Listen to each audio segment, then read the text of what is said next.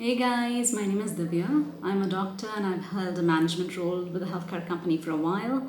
I've been doing a series of videos on my channel to help everybody out in the community get SHRM certified.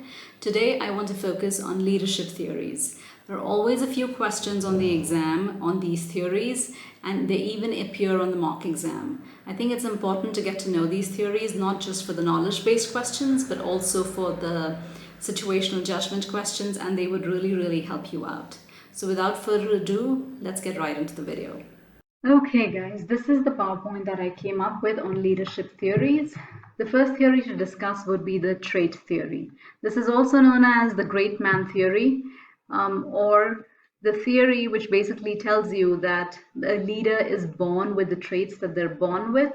They're innate characteristics, which means leader cannot be nurtured or nourished or developed, and this basically discourages leader development.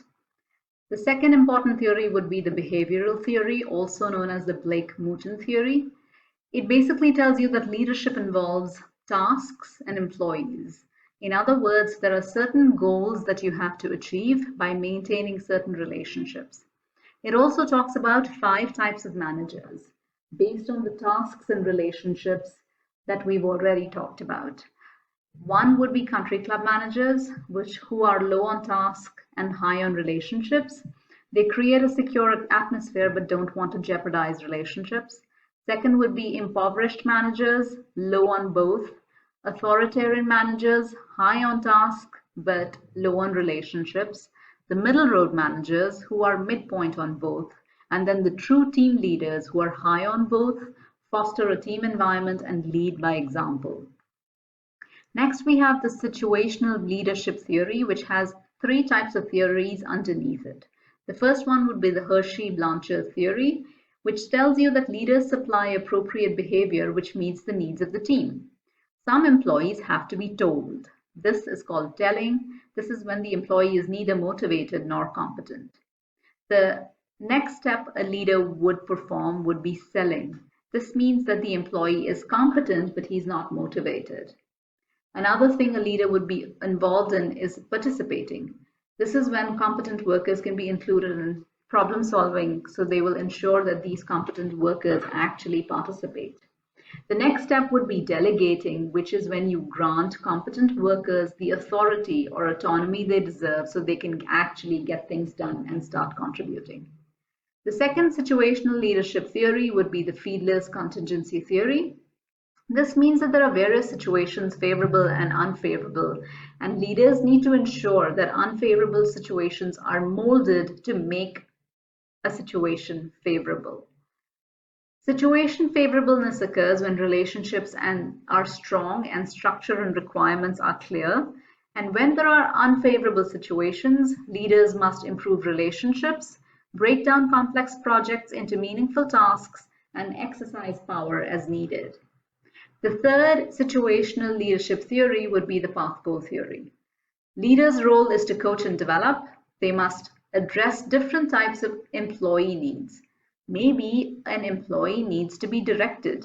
This would be when a leader is being directive, so they help the employee understand the task and its goals. A leader can be supportive and ensure that they fulfill employees' relationship needs.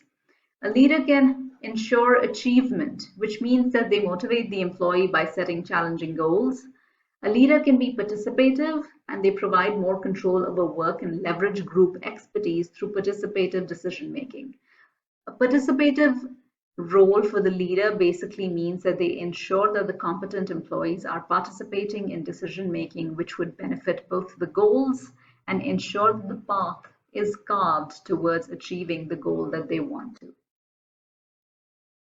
Another important theory, and the last one for today, would be the emergent theory. This theory basically means that leaders emerge from the group and they're not really appointed by anybody because the group itself chooses the leader based on their interactions.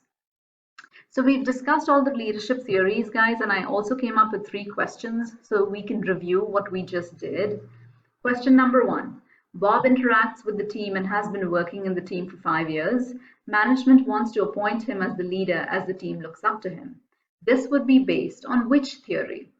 So notice, guys, that this is clearly telling you that management wants to appoint somebody, but also, more importantly, that the leader already looks up to a particular person as the leader. So it's clearly alluding towards the emergent theory, which would be the answer. Next question. Bob is a highly skilled programmer being directed by the manager to do certain things. He's being motivated to achieve company goals. So which phase is this in? Is it selling, delegating, directing, or telling? So guys, notice that he is already competent, the employee, but he still has to be motivated, and that's why he's clearly in the selling phase. So the correct answer here would be the manager is selling what needs to be done to the employee. Next question. Sue has been working in the same setup for the last decade. She is highly skilled at networking and ensures that she gets things done without upsetting anybody. Sue is a country club manager, impoverished manager, authoritarian manager, or team leader. So notice, guys, that here the highest emphasis is on relationship, and that's why the correct answer is country club managers. Because Sue is ensuring that the relationships don't get spoiled no matter what. And she is in her comfort zone, which is what country club managers do. They stay where they know people, they know good people, and even if their goal achievement is a little low, they continue doing what they're doing. Okay guys, so those were the leadership theories. There's always a question or two on these particular theories, so I do hope that this PowerPoint helped you. I really hope that my videos are helping you. If they are, please take a moment to subscribe to my channel. It would keep me motivated. Thank you so much for watching.